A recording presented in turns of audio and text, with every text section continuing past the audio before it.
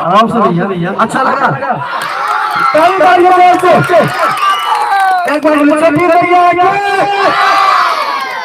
इसी के साथ बाकी दोस्तों रहिए और आप बच्चे एक पे एक रिकॉर्डिंग डांस मिलते रहेंगे। तो राखी जी तैयार रहिएगा और अगर आप मोबाइल को भेजा दे राखी जी प्लीज मोबाइल। देखिए भैया ये हम लोग गलती नहीं है, आप लोग सोचिएगा कि कलाकार गलती है, कलाकार गलती नहीं है। आपके जो पंजाबी मास्टर जी हैं यही तो गड़बड़ है। चलिए राखी रानी जल्दी अब भी लाइट ऑफ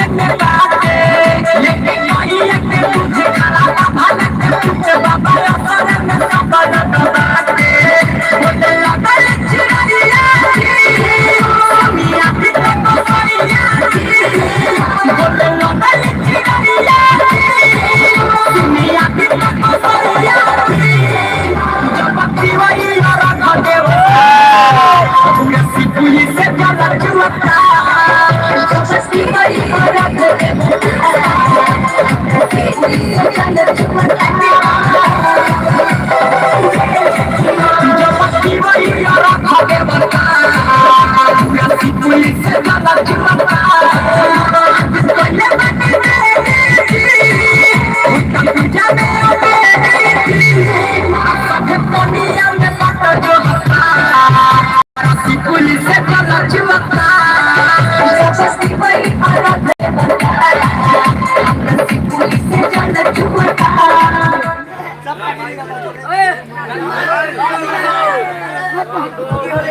दोस्तों अच्छा लगा क्या तो ताली मारने का संकल्प करते ताली मारिए और हमारे माता बहने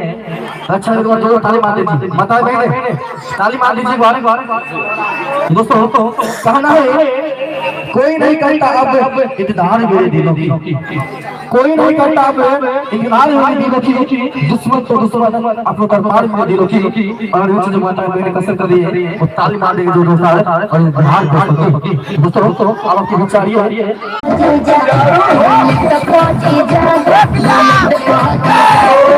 ले चली घुमा दे बुलेट पहुंची जा हम सब बुझता नहीं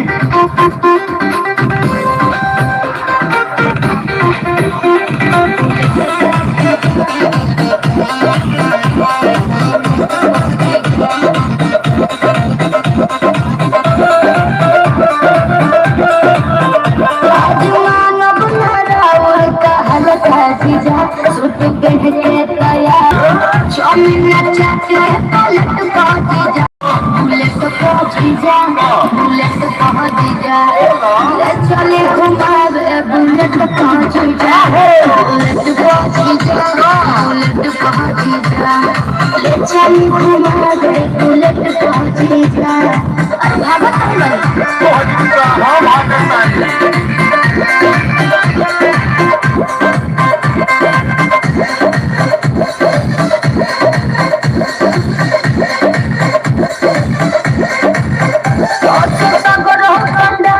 घुमा दे जीजा बिल से सरधा पूरा ठीक बनो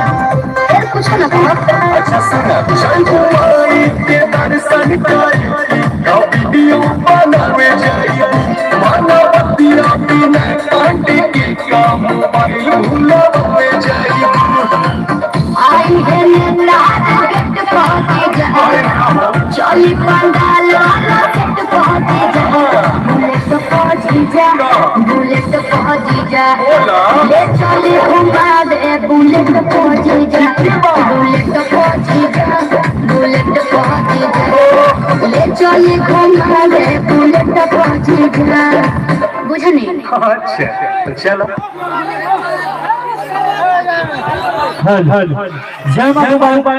जय मां दुर्गा युवा नाट्य कला परिषद कुरसंडी की ओर से शानदार सा पुरस्कार